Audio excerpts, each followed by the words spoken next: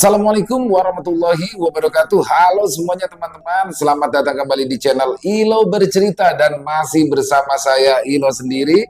Dan pada kesempatan kali ini dimanapun teman-teman berada, semoga teman-teman selalu dalam keadaan sehat dan berbahagia selalu. Amin, amin, ya robbal alamin. Di kesempatan yang baik ini kami akan membawakan satu kisah dari penulis asal Kalimantan Selatan, yaitu Kenanga Kinasi. Wow, kisah dari Kenanga ini selalu keren-keren ya teman-teman. Tapi sebelum kita masuk ke dalam kisahnya, buat teman-teman mungkin yang baru bergabung ya, atau yang sudah lama bergabung tapi lupa nih belum subscribe, yuk diklik dulu tombol subscribe-nya, jangan lupa lonceng notifikasinya dinyalakan, agar teman-teman selalu mendapatkan notifikasi dari konten-konten yang akan kami upload di setiap harinya.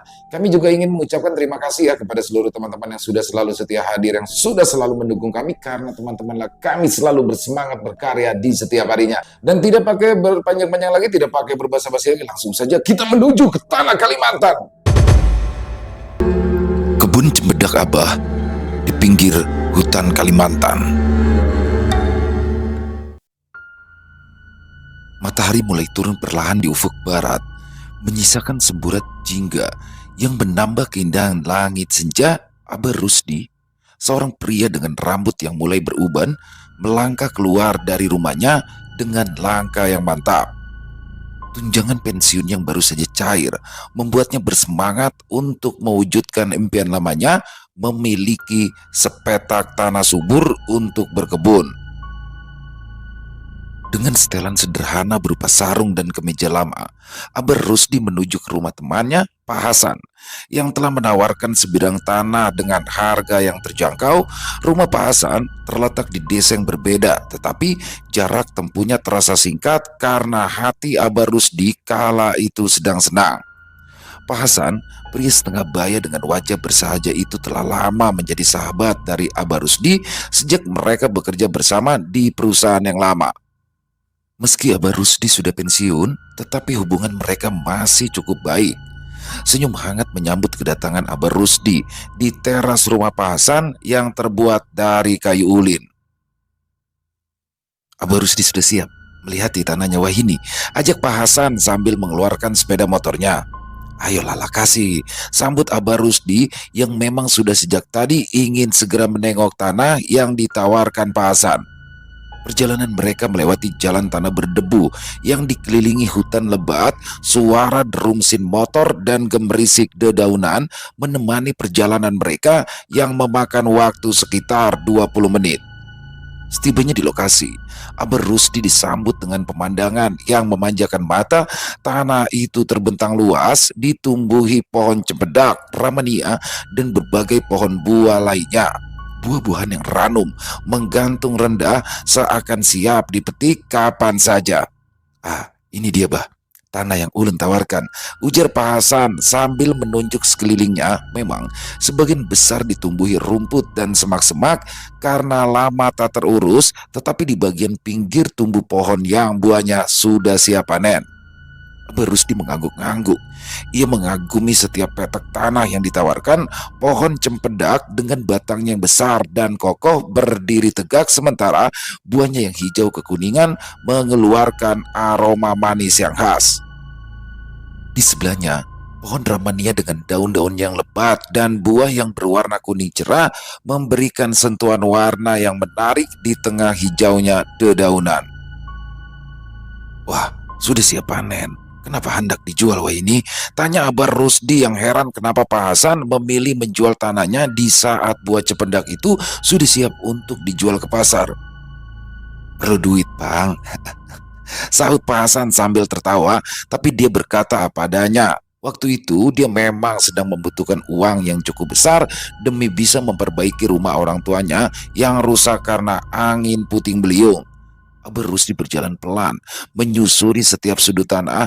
Kakinya menginjak rerumputan hijau yang tumbuh subur. Sesekali ia membungkuk, mengambil buah ramania yang jatuh di tanah. Istrinya pasti sangat senang kalau ia membawakan beberapa butir buah ramania untuk dibuat sambal terasi. Pohon rambutan, mangga, dan durian tumbuh juga di tanah itu. Sayang rasanya kalau tidak segera diambil. Nah, bagaimana, Bah? Cocok kan untuk Abah? Tanya Pak Hasan dengan nada berharap. Abah Rusdi menghela nafas panjang, lalu ia tersenyum lebar. Cocok sekali, saya suka. Tapi harga yang pian tawarkan bisa ditawar sedikit kan? Tanyanya dengan nada bercanda. Pak Hasan tertawa kecil. Tentu saja, Mbak. Kita itu kan teman lama. Soal harga itu masih bisa dibicarakan. Mereka berdua lalu duduk di bawah pohon rambutan yang rindang untuk membicarakan harga dan segala persyaratannya. Pak Hasan menjelaskan dengan rinci tentang batas-batas tanah dan segala potensi yang bisa dimanfaatkan. Abu Rusdi mendengarkan dengan seksama. Sesekali ia mengangguk tanda setuju. Setelah beberapa kali tawar-menawar, pada akhirnya mereka mencapai kesepakatan. Harga yang disepakati cukup adil bagi kedua belah pihak. Abu Rusdi merasa lega dan senang karena kini ia memiliki sepetak tanah yang bisa dijadikan ladang baru untuk ditanami sesuai keinginannya sejak dulu. Malam itu, Abu Rusdi pulang dengan hati yang penuh kebahagiaan. Di sepanjang perjalanan pulang, pikirannya dipenuhi oleh rencana-rencana untuk tanah barunya. Sebagian dari tanah itu akan ditanami pohon karet, sedangkan sebagian lagi biar ditumbuhi pohon-pohon buah. Dia membayangkan kebun buah yang subur, tempat anak cucunya kelak bisa bermain dan menikmati hasil bumi yang berlimpah. Setelah resmi membeli tanah, ia memutuskan untuk mengadakan acara doa selamat sebagai tanda syukur. Warga kampung pun bergegas membantu menunjukkan semangat gotong royong yang kental. Di halaman rumah Abah Rusdi yang luas, ibu-ibu sibuk menyiapkan aneka hidangan. Beberapa di antaranya memasak nasi kuning, ayam masak habang, dan berbagai macam lauk lain. Asap dari dapur yang digunakan untuk memasak mengepul ke udara, membawa serta aroma harum yang menggugah selera. Abah Rusdi sesekali melirik ke arah dapur, berharap semuanya berjalan dengan lancar. Di tengah keramaian, terlihat Rusdi membantu menyiapkan acara. Pemuda berusia 30 tahunan itu memakai baju koko putih dan sarung. Setelah semua undangan terkumpul, Abah Rusdi memulai acara doa selamat. Seorang ustadz kampung yang cukup dihormati memimpin doa, memohon berkah dan juga perlindungan bagi tanah yang baru dibeli serta keselamatan bagi keluarga Abah Rusdi. Mereka pun mulai makan. Setelah selesai berdoa, Amang Ahmad yang kebetulan berada di samping Abah Rusdi pun bertanya, kelak tanah itu akan ditanami apa? Tanah ini akan kami tanami pohon karet. Nah, dengan begitu, Rusdi tidak perlu lagi mencari pekerjaan di kota, ujar Abah Rusdi. Aku ingin Rusdi pulang ke kampung dan lalu menetap di sini. Mendengar pernyataan itu, semua tamu tersenyum bahagia. Mereka semua mengenal Rusdi sebagai pemuda baik hati dan pekerja keras. Berita tentang rencana Rusdi pulang kampung dan menetap di sana disambut dengan gembira. Acara itu pun sebenarnya bukan hanya sekedar syukuran karena baru saja membeli tanah, tetapi abahnya Rusdi dan istrinya juga berniat memperkenalkan seorang perempuan muda yang sejak tadi duduk malu-malu di samping mereka. Pak, ini Halimah, menantu kami dari Pasayangan. Seperti yang kalian semua tahu, Rusdi sudah menikah di kota, tetapi belum pernah membawanya ke sini. Jadi kami mengadakan syukuran sekaligus berniat untuk memperkenalkan Halimah. Abah Rusdi menunjuk menantunya. Mungkin beberapa bulan lagi Halimah akan mandi-mandi. Warga yang hadir sebagai undangan sangat bersyukur kala mendengar kabar tersebut. Mereka tahu selama ini Abah Rusdi sudah lama menginginkan kehadiran seorang cucu. Abah Rusdi sempat memiliki beberapa orang anak, tetapi mereka meninggal dunia saat kecil karena sakit. Mereka sempat putus asa sampai akhirnya mengangkat keponakan istrinya sebagai anak. Warga pun tidak heran lagi kalau Abah Rusdi dan istrinya selalu memanjakan Rusdi karena hanya dialah yang menjadi harapan untuk menemani mereka di usia tua nanti. Keesokan harinya, Rusdi sudah bangun sejak subuh. Hari ini, ia berencana menyiangi rumput di tanah yang baru saja dibeli oleh abahnya. Abah mana, Mak? Tanyanya pada umaknya yang sedang menggoreng ikan sepat asin. Kelanggar, sahut umaknya. Ya, abahnya Rusdi memang selalu pergi untuk menunaikan ibadah sholat subuh di Langgar yang letaknya tak jauh dari rumah. Rusdi mengangguk, abahnya lebih rajin daripada dia yang sering kali bangun kesiangan lalu membuat alasan agar tidak sholat subuh. Setelah banyak datang dan semua orang selesai sarapan, Rusdi pun mengganti pakaiannya sebelum ia berangkat ke kebun. Ulun tulak badahulu bah, pamitnya pada abah yang masih minum kopi. Kada minum kopi dulu. Rusdi menggeleng, ia sedang tak ingin minum kopi karena baru saja selesai sarapan. Rus, baja pai barang. Kena kapunan. Seru emaknya yang takut anaknya kapunan karena tidak mencicipi kopi yang sudah dibuatnya. Rusdi tetap menolak. Ia mengeluarkan motor tua dari dalam rumah. Motor bebek itu masih setia menemani meski usianya sudah cukup tua. Rusdi membawa parang, air minum, dan perlengkapan lain. Ia kemudian memacu motor melewati jalan setapak yang menghubungkan rumahnya dengan tanah yang baru dibeli.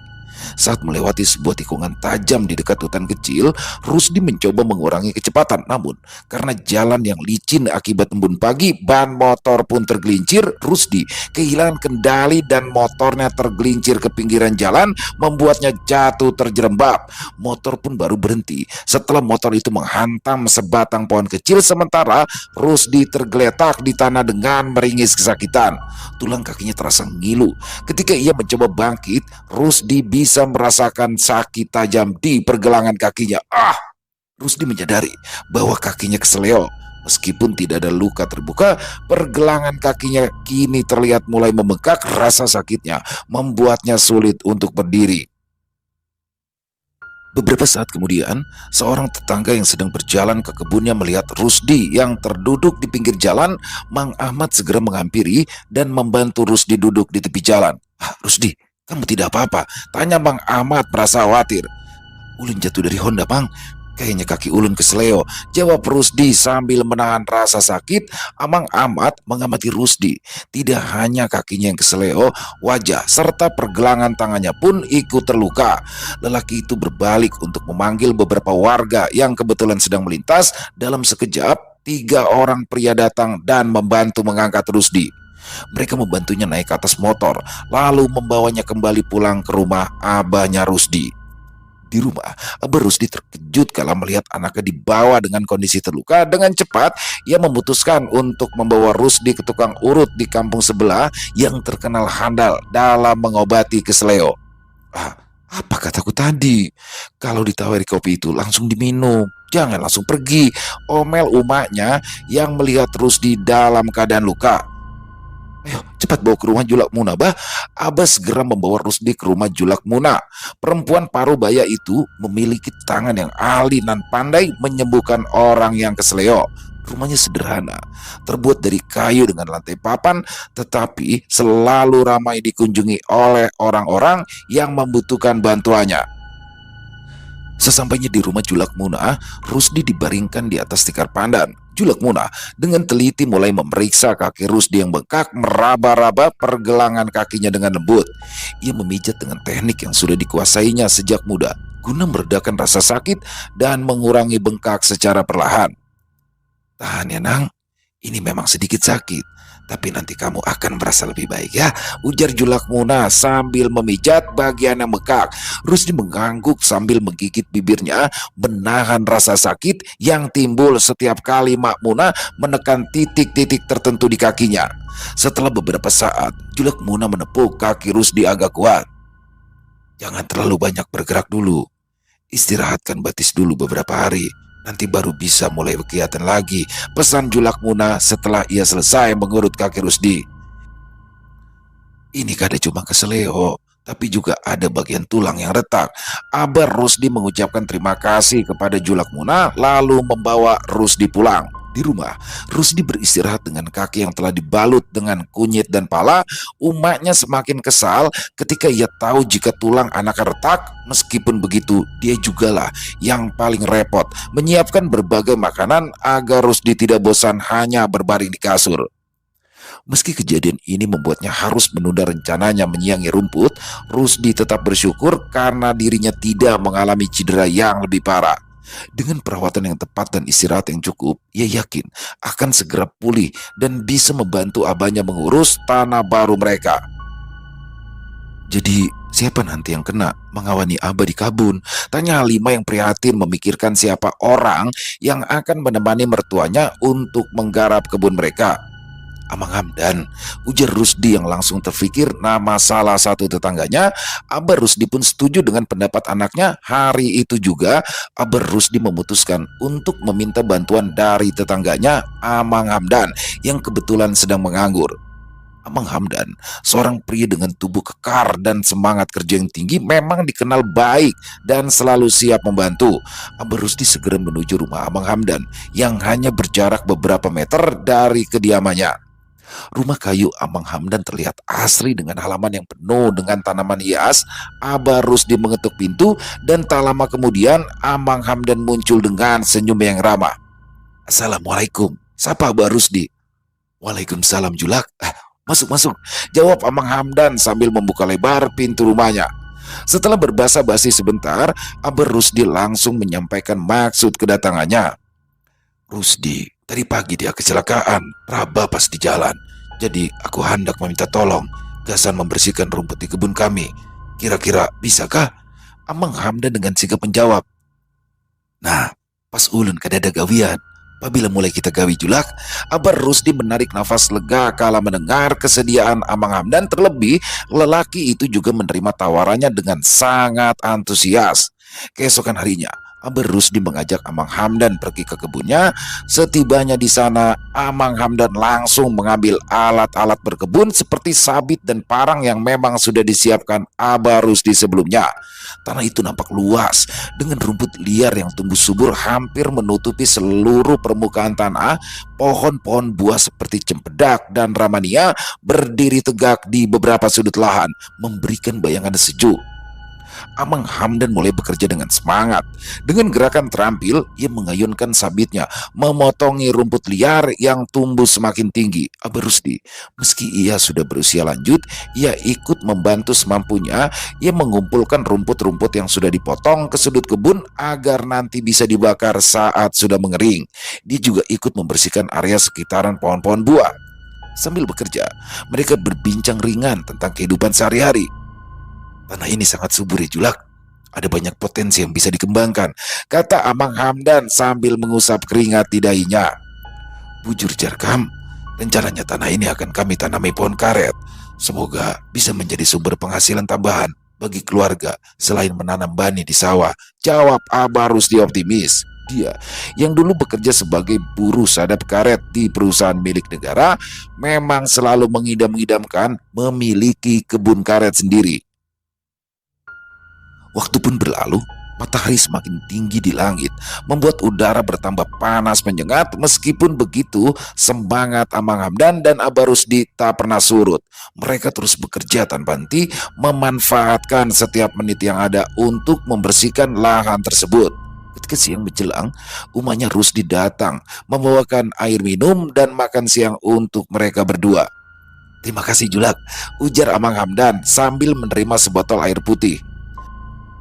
"Hari panas menggantang kayak ini, kada cukup sedikit banyu." Setelah beristirahat sejenak, mereka pun melanjutkan pekerjaan hingga sore hari. Perlahan namun pasti, lahan yang semula dipenuhi rumput liar kini mulai terlihat bersih dan rapi. Tanah itu sebentar lagi akan siap untuk ditanami pohon karet sesuai dengan rencana Abah Rusdi. Menjelang senja, Amang Hamdan dan Abah Rusdi menyelesaikan pekerjaan mereka. Mereka berdiri sejenak memandangi sebagian lahan yang kini terlihat lebih bersih dan tertata. "Kayak apa, Bah?" tanya Rusdi saat abahnya pulang ke rumah. "Beres," ujar abahnya sambil mengacungkan jempol. Wajahnya memang terlihat letih, tapi semangatnya terlihat jelas di wajah abah.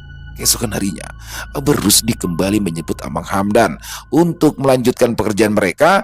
Keduanya pun berangkat bersama dengan membawa alat-alat berkebun yang diperlukan. Setibanya di lahan, mereka pun langsung memulai pekerjaan. Abah Rusdi mengambil sabit, sementara Amang Hamdan membawa parang untuk membersihkan sisa-sisa rumput dan semak-semak yang tumbuh liar. Saat matahari mulai naik tinggi di langit, Abah Rusdi berhenti sebentar untuk meluruskan punggung. Keringat mengalir di wajah dan tubuhnya. "Istirahatlah sebentar Dan," tegur Abah Rusdi pada Amang Hamdan yang masih saja bekerja. Amang Hamdan mengambil jeda sejenak untuk meminum teh yang telah disiapkan Abah Rusdi, lantas mengusap keringat. Mereka berdua duduk di bawah naungan pohon cempedak yang cukup rindang, berbincang sebentar sambil menikmati angin sepoi-sepoi. Dan ketika mereka kembali bekerja, Amang Hamdan tiba-tiba saja berhenti. Matanya tertuju pada sesuatu yang bergerak-gerak di antara semak-semak. "Julak, lihat itu!" serunya dengan suara bergetar. Abah Rusdi mengikuti arah pandangan Amang Hamdan dan ia melihat ular besar melata perlahan. Ular itu bersisik coklat dengan tubuh sebesar paha Amang Hamdan, panjang dan berkilau di bawah sinar mentari. "Sawa!" teriaknya ketakutan. Detak jantung Amang Hamdan meningkat. Tanpa berpikir panjang, ia berlari menjauh dari ular itu. Dalam kepanikannya, Amang Hamdan tidak memperlihatkan tunggul kayu yang tersembunyi di bawah rerumputan. Ia tersandung keras, tubuhnya terhempas ke tanah dan pahanya menghantam tunggul kayu dengan keras. Amang Hamdan jatuh terjerembab. Wajahnya meringis menahan sakit. Darah segar mengalir dari robekan besar di pahanya, membasahi tanah di sekitaran. "Astagfirullah, Hamdan!" teriak Abah Rusdi. Ia kaget melihat kejadian itu. Dengan cepat ia berlari menghampiri temannya yang tergeletak di tanah. Abah Rusdi berusaha tetap tenang meski hatinya diliputi kecemasan. Ia lalu merobek sepotong bajunya, lalu menekankannya ke luka di paha Amang Hamdan untuk menghentikan pendarahan. "Kita harus segera pergi ke puskesmas," kata Abah Rusdi cemas. Sementara itu, Amang Hamdan sudah meringis terus karena kesakitan. Darah keluar tanpa henti sehingga kain yang melilit lukanya pun basah. Ia membantu Amang Hamdan berdiri, menopangnya dengan hati-hati meski terasa berat. Abah Rusdi berusaha membawa Amang Hamdan ke motor yang diparkir tidak jauh dari situ. Dengan hati-hati, Abah Rusdi menaikkan Amang Hamdan ke atas motor dan memastikan temannya duduk dengan aman. Mereka segera bergegas menuju puskesmas terdekat. Jalan yang berdebu dan bergelombang membuat perjalanan terasa lebih lama dan penuh tantangan. Abah Rusdi terus berusaha tenang. Ia memacu sepeda motornya dengan kecepatan yang aman agar tidak memperparah luka Amang Hamdan. Setibanya di puskesmas, para petugas medis segera menghampiri dan membantu membawa Amang Hamdan ke dalam ruang perawatan. Abah Rusdi mengikuti dengan langkah cepat, hatinya dipenuhi rasa cemas. Seorang perawat dengan sigap membersihkan luka Amang Hamdan dan memberikan perawatan pertama untuk menghentikan pendarahan. Dokter puskesmas segera datang dan memeriksa kondisi Amang Hamdan. "Luka ini cukup dalam, tetapi tidak mengenai pembuluh darah besar. Kami akan menjahitnya dan juga memberikan obat untuk mencegah infeksi," kata dokter dengan suara yang menenangkan. Abah Rusdi menghela nafas lega kala mendengar penjelasan dokter. Ia menunggu dengan sabar di luar ruang perawatan sambil berdoa agar temannya itu segera pulih. Beberapa saat kemudian, Amang Hamdan diantar keluar dengan menggunakan kursi roda dengan perban tebal di pahanya. Walau masih terlihat lemah, senyum tipis kini terukir di wajahnya. Setelah kembali dari puskesmas, Abah Rusdi memasuki rumah dengan langkah yang lesu. Hari itu sangat melelahkan, ada banyak beban berat yang harus dipikul. Suasana rumah yang tenang dan sejuk seakan bisa merasakan kegundahan hati Abah Rusdi. Lelaki tua itu meletakkan sepatu bot di depan pintu dan memasuki ruang tamu. Dinding-dinding rumah kayu yang sederhana kini tampak biasa, tetapi setiap sudutnya kini terasa seakan menekan perasaan Abah Rusdi. Dia duduk bersandar sambil melepaskan nafas berat sambil mengamati rumah yang terasa bertambah sempit. Rasa lelah sekaligus khawatir mulai menyelimuti pikiran Abah Rusdi. Ia memeriksa dompetnya, lalu mengeluarkan tagihan dan kwitansi dari puskesmas yang baru saja diterimanya. Jumlah yang tertera di situ membuatnya terkejut. Ya, pengobatan untuk Rusdi dan Amang Hamdan menghabiskan biaya yang jauh melebihi perkiraannya. Abah Rusdi memegangi kepalanya. Ia bingung bagaimana harus mengatasi situasi ini. Berapa totalnya? Gumam Abah Rusdi pada dirinya sendiri. Ia mencoba menjumlahkan angka-angka di kwitansi satu persatu, tetapi setiap kali melakukannya, hasilnya selalu sama. Biaya yang dikeluarkan lebih banyak dari yang bisa ia bayangkan. Pikiran tentang tabungan yang terkuras semakin menambah kepanikan di hatinya. Setelah memeriksa dompet, Abah Rusdi mengambil tabungan yang tersimpan di dalam lemari kayu tua di ruang belakang. Ia membuka kotak kayu yang telah lama menjadi tempat penyimpanan uangnya, dan ketika melihat jumlah uang yang tersisa, rasa khawatirnya semakin dalam.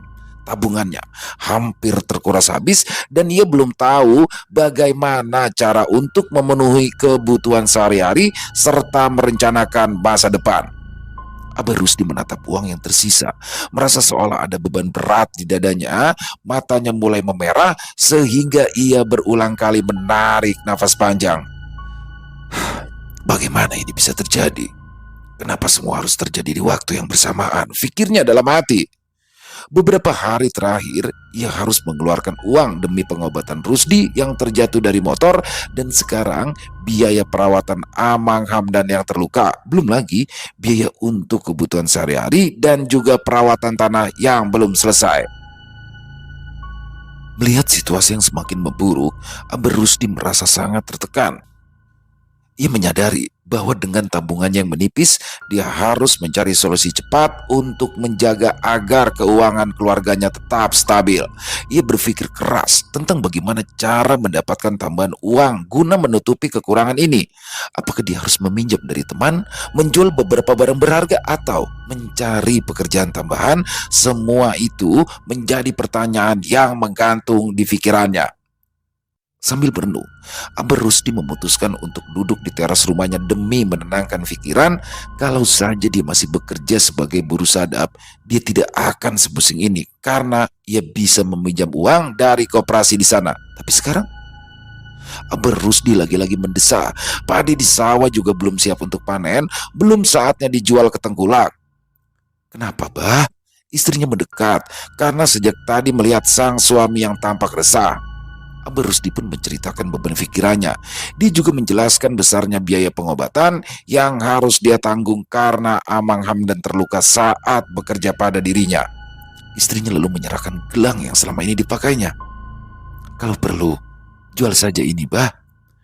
Aku masih punya beberapa perhiasan yang bisa kita jual di keadaan darurat. Beban yang membuat punggung Abah Rusdi sempat membungkuk kini terasa hilang.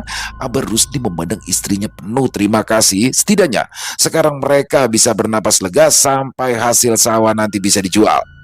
Beberapa jam kemudian, Abah Rusdi tidur nyenyak di ruang tidur yang sederhana. Akan tetapi, kesunyian malam itu tiba-tiba pecah oleh teriakan yang memekakan telinga, mengguncang tidur Abah Rusdi dan seluruh anggota keluarga. Dengan hati berdebar, Abah Rusdi terbangun. Ia duduk tegak agar bisa mendengarkan dengan seksama. Teriakan itu datang dari rumah tetangganya, ya, rumah Amang Hamdan. Suaranya terdengar begitu menyayat hati sehingga Abah Rusdi cepat-cepat menyalakan lampu dan mengenakan pakaian seadanya sebelum ia keluar dari rumah. Di luar, udara malam terasa dingin. Bintang-bintang bersinar di langit yang gelap. Abah Rusdi berlari menuju rumah Amang Hamdan yang berjarak tidak jauh dari rumahnya. Ketika sampai, ia melihat istri Amang Hamdan berdiri di depan pintu rumah, wajahnya pucat. "Bini Hamdan kenapa?"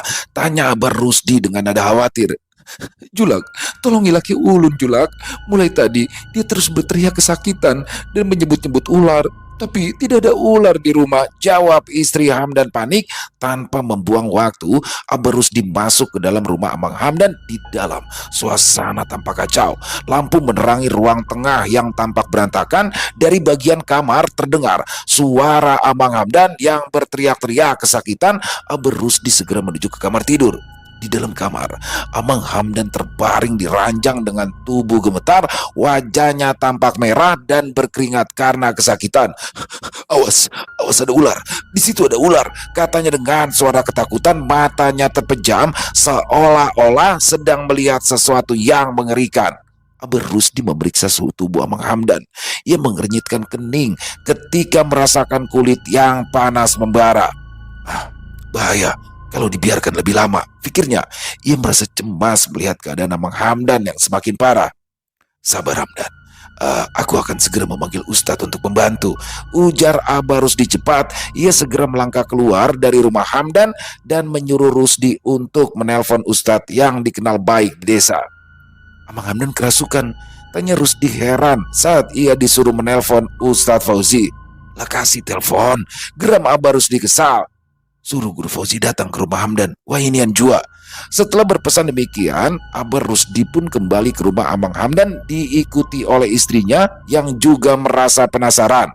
Mereka bertiga menunggu resah di dalam kamar sambil berusaha menenangkan Amang Hamdan yang terus saja mengerang kesakitan. Tak lama kemudian, pintu rumah diketuk keras. Ustadz Fauzi yang diminta bantuan ternyata sudah tiba. Sang Ustadz memeriksa kondisi Amang Hamdan. Dengan hati-hati, ia mulai membaca doa-doa guna meminta perlindungan dan kesembuhan dari Allah. Sementara itu, Ustadz melakukan doa dan meruqyah Amang Hamdan. Abah Rusdi merasa sedikit tenang. Dia pun berpamitan pulang setelah melihat keadaan Amang Hamdan yang berangsur tenang. Kayak apa keadaan Amang Hamdan, bah? Tanya Rusdi saat ia melihat abahnya sudah pulang. Abah Rusdi menggeleng. Masih diobati. Kayaknya kataguran pas lagi membersihkan kebun. Menurut Ustadz Fauzi, kemungkinan Amang Hamdan ketempelan jin penghuni kebun mereka wajar saja karena kebun itu sudah cukup lama tidak terjamah manusia. Masih banyak yang harus dikerjakan. Tanya Rusdi hati-hati. Abah Rusdi mengangguk. Ia melirik kaki anaknya yang mulai sembuh. Belum saatnya Rusdi kembali bekerja keras. Kalau Ulun sudah sehat, biar Ulun yang mengerjakan kebun kita, bah. Rusdi menyadari arah pandangan abahnya. Kada usah. Aku aja yang mengawani Abah. Tukas Uma cepat. Perempuan yang sudah tidak muda itu langsung menawarkan diri untuk membantu suaminya di kebun. Dan benar saja, keesokan harinya Uma dan Abah Rusdi berangkat berdua ke kebun. Dengan penuh rasa syukur, Abah mulai menjelaskan bagian-bagian kebun yang memang perlu dibersihkan. Keduanya mulai bekerja dengan cepat, mengayunkan sabit dan parang untuk merapikan rumput yang tebal. Sinar matahari mulai menyengat, membuat pekerjaan mereka terasa semakin berat. Mereka bekerja sambil mengobrol, berbagi cerita dan memberi semangat satu sama lain. Tidak terasa, hampir seluruh lahan itu sudah bersih dari rumput dan semak-semak yang tinggi. Ketika mereka mencapai bagian batas kebun, Umat Rusdi mendapati sesuatu yang mengejutkan. Di antara semak-semak dan rerumputan yang tinggi terlihat susunan nisan tua yang hampir tertutup tanah. Umat Rusdi menyingkirkan beberapa semak dan ternyata di bawahnya terdapat beberapa kuburan tua dengan nisan yang sudah tidak terbaca lagi. Abah, lihat ini, Pang. Serumahnya Rusdi menuju ke arah penemuan tersebut. Abah Rusdi mendekat dan melihat deretan kuburan di sana. Nisan-nisan yang ada di situ terlihat sudah sangat usang. Beberapa bahkan diantaranya hampir hancur. Ini pasti kuburan lawas, kata Abah Rusdi dengan nada serius. Apa ini keluarga Hasan? Umar Rusdi memeriksa lebih dekat sehingga ia bisa melihat bahwa beberapa nisan masih memiliki bentuk yang aneh. Kita pulihkan, ujar Abah Rusdi pada istrinya. Umat Rusdi terkejut karena mendadak diajak pulang, akan tetapi ia menuruti saja. Setelah tiba di rumah, Abah Rusdi menyuruh istrinya turun. Pian mau kemana? Abah Rusdi tidak menjawab.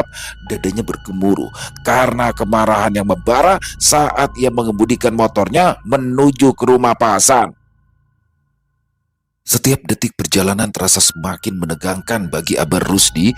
Pikirannya terus-terusan terbayang pada penemuan kuburan-kuburan tua di kebun yang baru saja dia bersihkan. Bagaimana bisa sang pemilik tanah sebelumnya tidak memberitahukan tentang hal ini? Kecelakaan dan juga musibah yang dialami selama ini tiba-tiba terasa masuk akal. Kemarahan Abah Rusdi pun semakin meningkat seiring dengan kesadarannya mengenai penyebab musibah yang menimpa Rusdi dan juga Amang Hamdan. Setibanya di rumah Pak Hasan, Abah Rusdi dapat melihat bahwa rumah tersebut tampak sunyi, semua jendelanya tertutup rapat. Abah Rusdi mengetuk pintu dengan keras, suaranya menggema di tempat yang sepi itu. Setelah beberapa saat, pintu dibuka perlahan oleh istri dari Pak Hasan. Abah, mana si Hasan? Aku mau bicara dengannya. Dia sudah tidak jujur karena tidak mengatakan bahwa ada kuburan di tanah yang baru kubeli, jawab Abah Rusdi dengan nada marah. Perempuan itu tampak sedih. Maaf, tapi laki ulun kada ada lagi. Kemana? Kemana Inya?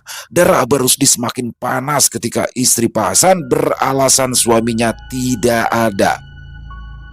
Hasan sudah meninggal. Jawaban pelan itu terdengar seperti petir di telinga Abah Rusdi. Hah? Meninggal dunia? Bagaimana bisa? Kapan terjadinya?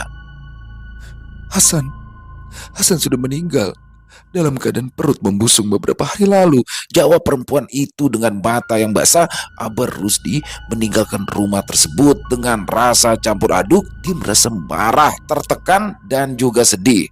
Musibah yang dialaminya ditambah lagi dengan penemuan kuburan tua dan juga kematian dari Pak Hasan membuat segalanya terasa sangat tidak adil. Saat di rumah, Abah Rusdi hanya bisa merenungkan segala kejadian yang telah terjadi dan berdoa agar mendapatkan jalan keluar dari situasi yang sulit ini. Akan tetapi, beberapa hari kemudian, Abah Rusdi kembali menerima kabar duka yang cukup mengejutkan. Amang Hamdan, tetangga yang sebelumnya membantu dia untuk membersihkan kebun dan mengalami luka akibat jatuh, meninggal dunia dengan kondisi mengenaskan.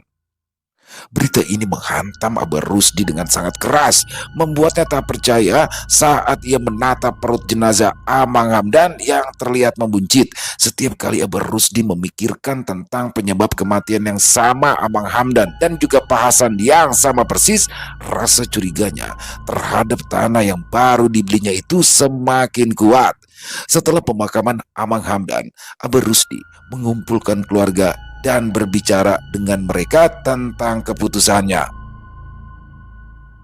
Aku kada bisa terus seperti ini, katanya dengan nada putus asa. Tanah itu kita jual lagi.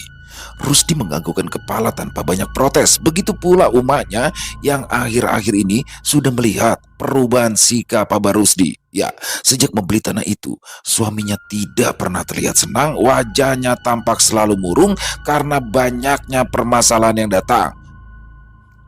Abah Rusdi memutuskan untuk menjual tanah tersebut walau ia tahu harga jualnya tidak akan mencukupi untuk menutupi semua biaya yang sudah dikeluarkannya. Dia segera membagikan informasi kepada para tetangga. Harapannya yang satu, menemukan pembeli yang mau mengambil tanah tersebut secepat mungkin meskipun dengan harga yang murah. Minggu demi minggu terus berlalu. Abah Rusdi menjadi semakin tertekan. Ia terkadang pergi ke kebun hanya untuk memeriksa tempat itu dari arah kejauhan. Ya, Abah Rusdi tidak berani lagi mendekat karena ia takut terkena musibah susulan. Suatu hari, pada akhirnya ada juga seorang pembeli yang datang untuk melihat tanah tersebut. Seorang pria parubaya dengan wajah sumringah itu tampak tertarik dengan tanah yang ditawarkan. Abah Rusdi menyambutnya penuh harapan. Ia lalu mempersilahkan calon pembeli itu memeriksa tempat itu sendiri. Sebelum ia membuat keputusan, pria itu memeriksa tanah dengan cermat, menilai jika luasnya dan juga lokasinya strategis. Setelah beberapa saat, ia menawar harga yang ternyata jauh lebih rendah dari yang diharapkan Abah Rusdi. Kemurahan, Pak. Tolak Abah Rusdi enggan.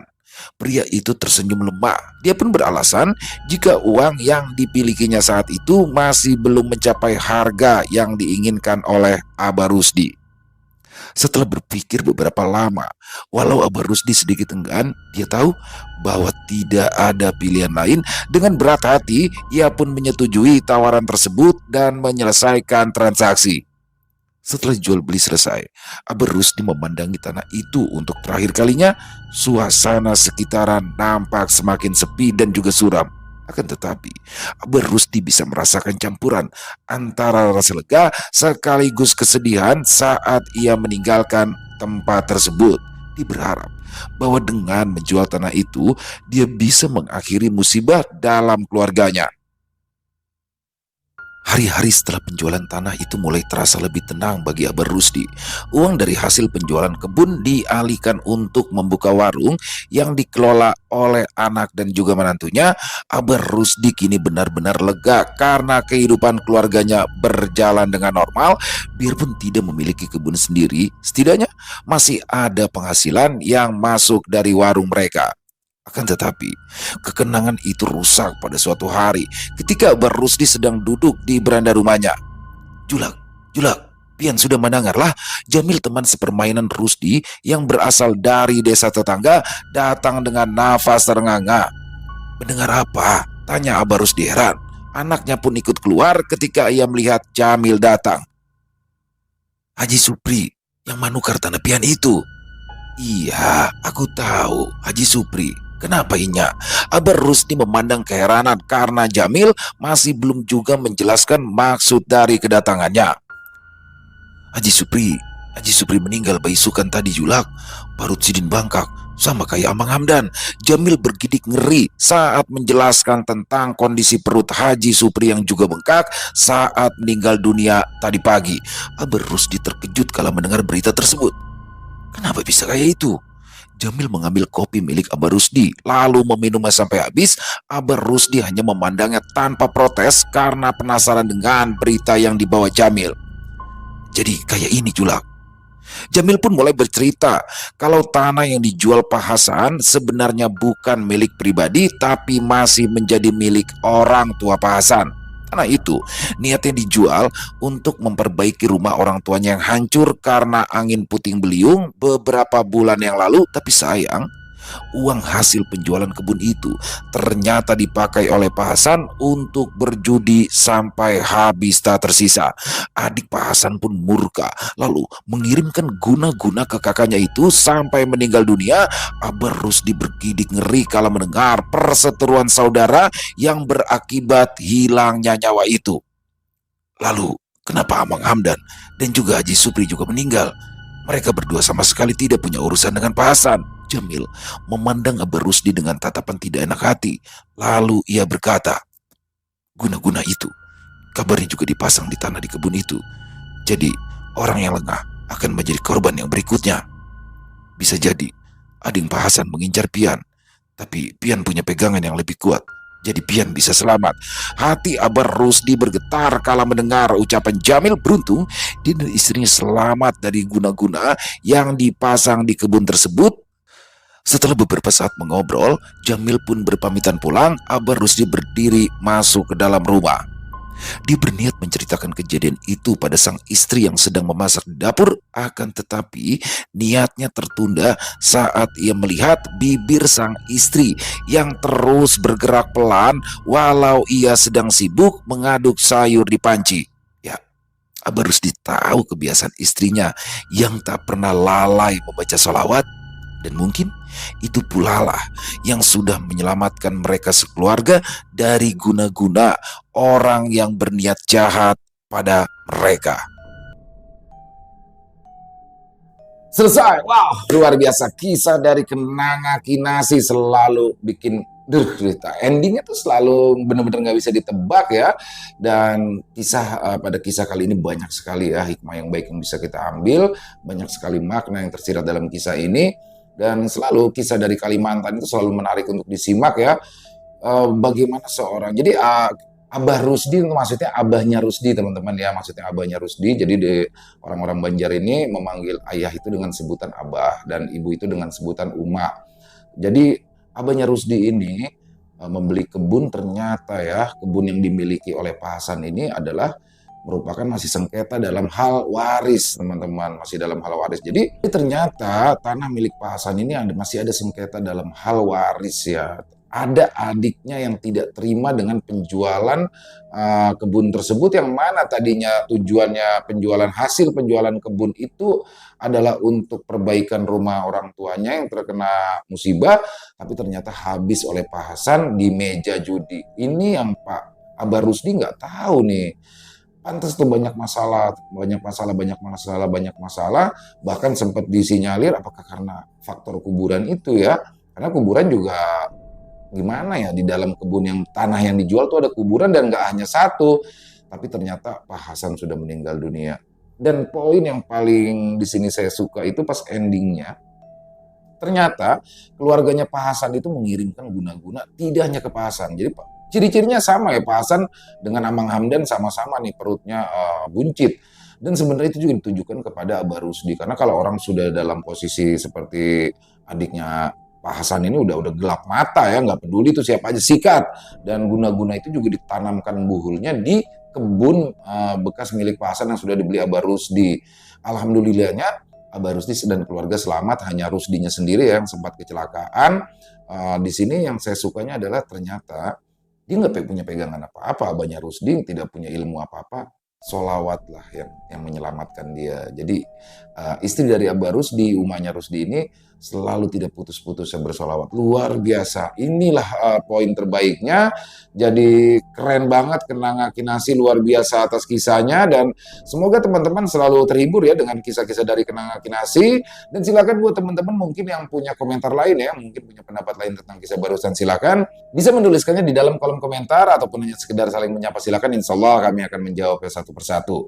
Dan buat teman-teman mungkin yang suka dengan kisahnya bisa diklik tombol like, tombol jempolnya, di-share juga boleh dong link videonya ke teman-teman yang lain agar juga ikut merasa terhibur. Dan buat teman-teman mungkin yang baru bergabung atau sudah lama bergabung tapi lupa belum subscribe, yuk diklik dulu dong tombol merah subscribe, jangan lupa lonceng notifikasinya dinyalakan agar teman-teman selalu mendapatkan notifikasi dari konten-konten yang akan kami upload di setiap harinya. Untuk channel Lilo Bercerita kami upload setiap hari, setiap malam teman-teman ya, jam 9 malam waktu Indonesia bagian Barat atau jam 21.00 waktu Indonesia bagian Barat. Oh iya, buat teman-teman mungkin yang punya kisah horor misteri ya, yang mungkin berkenan dibawakan di cerita kami, silakan bisa mengirimkannya ke nomor telepon yang ada di sini, dan bebas ya, dalam bentuk rekaman suara boleh, dalam bentuk audio ataupun bentuk tulisan boleh. Pokoknya senyamannya teman-teman aja. Buat yang sudah mengirimkan kisah kami ucapkan terima kasih. Buat yang sudah mengirimkan kisah tapi belum sempat dibawakan, harap bersabar karena harus melalui proses penggarapan terlebih dahulu. Di akhir kata, saya mengucapkan permohonan maaf apabila mungkin dalam pembawaan kisahnya barusan ada kata-kata saya yang salah ataupun ada kata-kata saya yang kurang berkenan. Saya mohon dibukakan pintu maaf yang seluas-luasnya. Sampai berjumpa lagi di konten-konten kami selanjutnya yang pasti tidak kalah serunya, pasti tidak kalah horornya. Masih bersama saya Ilo di channel Ilo Bercerita. Salam sehat, sukses selalu untuk kita semua. Wassalamualaikum warahmatullahi wabarakatuh.